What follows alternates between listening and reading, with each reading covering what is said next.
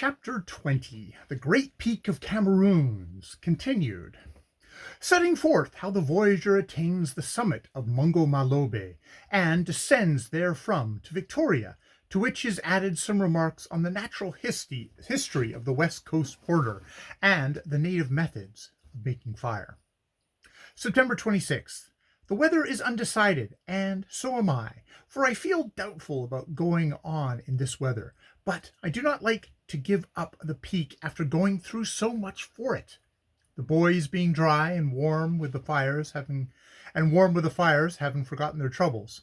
However, I settle in my mind to keep on, and ask for volunteers to come with me, and Bum, the headman, and Zena announce their willingness. I put 2 tins of meat and a bottle of Herr Lieber's beer into the little wooden box, and insist on both men taking a blanket apiece, much to their disgust, and before 6 o'clock we are off over the crater plain.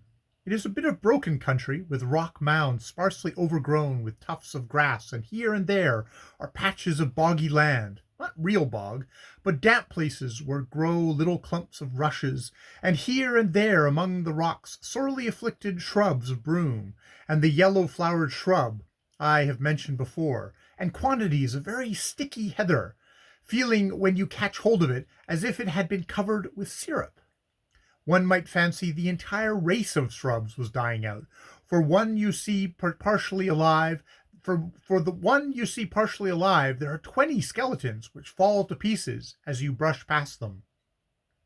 It is downhill the first part of the way, that is to say, the trend of the land is downhill, be it down or up, the details of it are rugged mounds and masses of burnt-out lava rock. It is evil going, but perhaps not quite so evil as the lower hillocks of the Great Wall, where the rocks are hidden beneath long slippery grass. We wind our way in between the mounds, or clamber over them, or scramble along their sides impartially. The general level is then flat, and then comes a rise towards the peak wall. So we steer north-northeast until we strike the face of the peak, and then commence a stiff, rough climb. We keep as straight as we can, but get driven at an angle by the strange ribs of rocks which come straight down. These are most tiresome to deal with, getting worse the higher we go, and so rotten, weather-eaten are they, that they crumble into dust and fragments under our feet. Headman gets a half-dozen falls, and when we are about 3 parts of the way up, Zena gives in. The cold and the climbing are too much for him, so I make him wrap himself up in his blanket, which he is glad enough of now, and shelter in a depression under one of the many rock ridges, and Headman and I go on. When we are some 600 feet higher, the iron-gray mist comes curling and waving round the rocks above us, like some savage monster defending them from intruders, and I again debate whether I was justified in risking the men, for it isn't a risk for them at this low temperature, with the evil weather I know, and they do not know, is coming on. But still we have food and blankets with us, enough for them, and the camp in the plain below they can reach all right if the worst comes to worse, and for myself, well, that's my own affair, and no one will be a half-porter's the worse if I am dead in an hour. So I hitch myself on to the rocks, and take bearings, particularly bearings of Zena's position, who, I should say, has got a tin of meat and a flask of rum with him, and then turn and face the threatening mist. It rises and falls and sends out arm-like streams towards us, and then Bum, the headman, decides to fail for the 3rd time to reach the peak, and I leave him wrapped in his blanket with the bag of provisions, and go on alone into the wild, gray, shifting, whirling mist above, and soon find myself at the head of a rock ridge in a narrowish depression, walled by massive black walls, which show fitfully but firmly through the mist. I can see 3 distinctly high cones before me, and then the mist, finding it cannot drive me back easily, proceeds to desperate methods, and lashes out with a burst of bitter wind, and a sheet of blinding, stinging rain. I make my way up through it towards a peak, which I soon see through a tear in the mist is not the highest, so I angle off and go up the one to the left, and after a desperate fight reach the cairn, only, alas, to find a hurricane raging and a fog in full possession, and not 10 yards view to be had in any direction. Near the calm on the ground are several bottles, some of which the energetic German officers, I suppose, had emptied in honor of their achievement, an achievement I bowed down before, for their pluck and strength had taken them here in a shorter time by far than mine. I do not meddle with anything, save to take a few specimens, and to put a few more rocks on the cairn, and to put them in among them my card, merely as a civility to Mungo, a civility his majesty will soon turn into pulp. Not that it matters. What is done is done.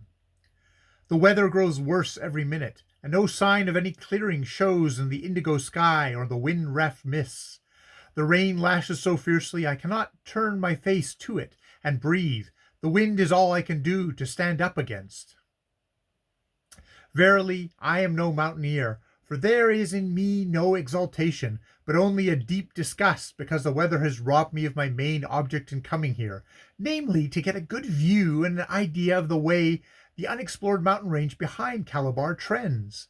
I took my chance, and it failed, so there's nothing to complain about. Comforting myself with these reflections, I start down to find Bum, and do so neatly, and then together we scramble down carefully among the rotten black rocks, intent on finding Zena. The scene is very grand. At 1 minute we can see nothing save the black rocks and cinders underfoot. The next, the wind-torn mist separates now in one direction, now in another, showing us always the same wild scene of great black cliffs rising in jagged peaks and walls around and above us. I think this walled cauldron we had just left is really the highest crater on Mungo. We soon become anxious about Zena, for this is a fearfully easy place to lose a man in such weather.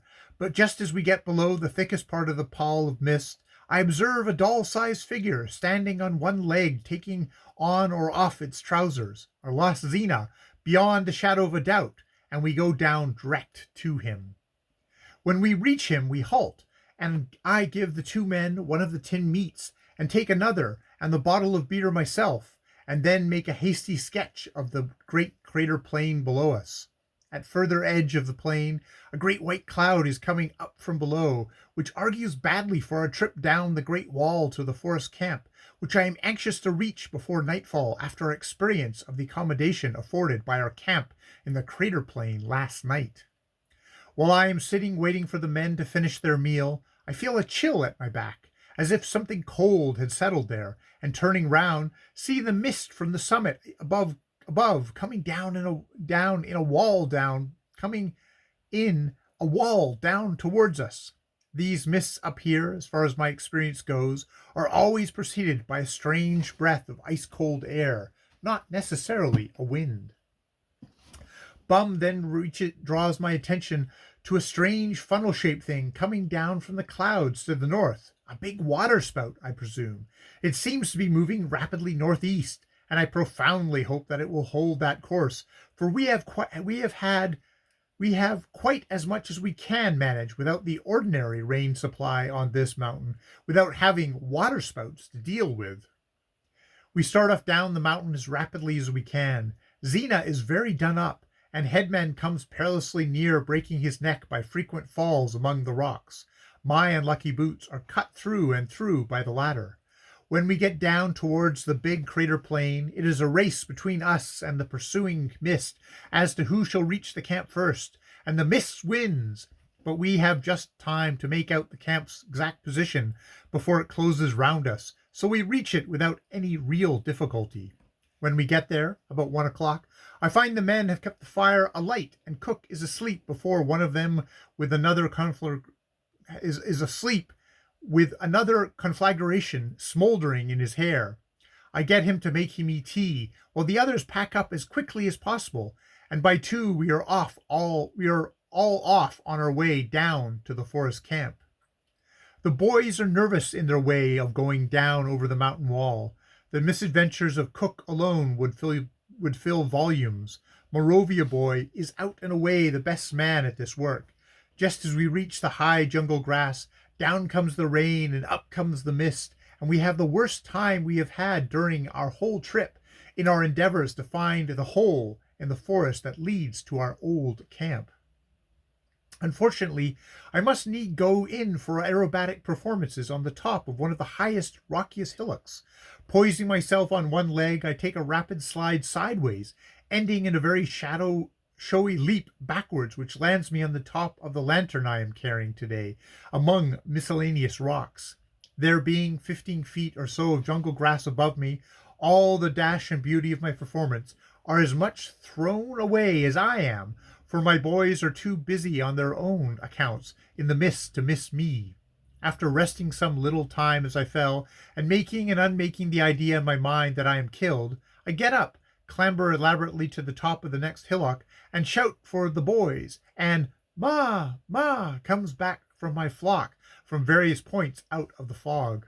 I find Bum and Morovia Boy, and learn that during my absence, Xena, who always fancies himself a pathfinder, has taken the lead and gone off somewhere with the rest. We shout, and the others answer, and we join them, and it soon becomes evident that to the meanest intelligence that Xena had better have spent his time attending to those things of his instead of going in for guiding, for we are now right off the track we made through the grass on our up journey, and we proceed to have a cheerful hour or so in the wet jungle, plowing hither and thither, trying to find our way. At last we pick up the top of the tongue of forest that we feel is ours, but we, that is to say, Xena and I, for the others go like lambs to the slaughter wherever they are led, disagree as to the path. He wants to go down one side of the tongue, I to go down the other, and I have my way, and we wade along, skirting the bushes that fringe it, trying to find our hole.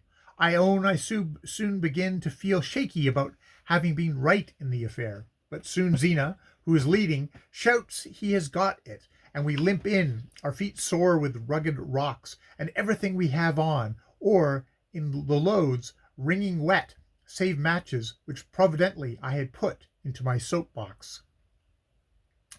Anything more dismal than the look of the desired camp when we reached it, I never saw. Pools of water everywhere, the firehouse a limp ruin, the camp bed I had been thinking fondly of for the past hour, a water cistern. I tilt the water out of it, and say a few words to it regarding its hidebound idiocy in obeying its military instructions to be waterproof. And then, while the others are putting up the firehouse, Headman and I get out the hidden demijohns of rum, and the beef and rice, and I serve out a tot of rum each to the boys, who are shivering dreadfully, waiting for Cook to get the fire. He soon does this, and then I have my hot tea and the men their hot food, for now we have returned to the luxury of 2 cooking pots. Their education in bush is evidently progressing, for they make themselves a big screen with boughs and spare blankets between the wind and the firehouse, and I get Xena to cut some branches and place them on top of my waterproof sheet shelter, and we are fairly comfortable again, and the boys are quite merry and well satisfied with themselves. Unfortunately, the subject of their nightly debating society is human conduct, a subject ever fraught with dangerous elements of difference of opinion. They are busy discussing with their mouthfuls of rice and beef the conduct of an absent friend, who it seems is generally regarded by them as a spendthrift. He gets plenty of money, but he have none no time. He go throw it away on women and drink. He no buy clothes. This last is evidently a very heavy accusation, but Kefala says, "What can a man buy with money better than them thing he like best?" There's a very peculiar look on the rotten wood on the ground here. Tonight it has patches and flecks of iridescence like one sees on herring or mackerel that have been kept too long. The appearance of this strange, eerie light in among the bush is very weird and charming. I have never seen it before in dark forests at night, but never so much of it. I have seen it before in dark forests at night, but never so much of it.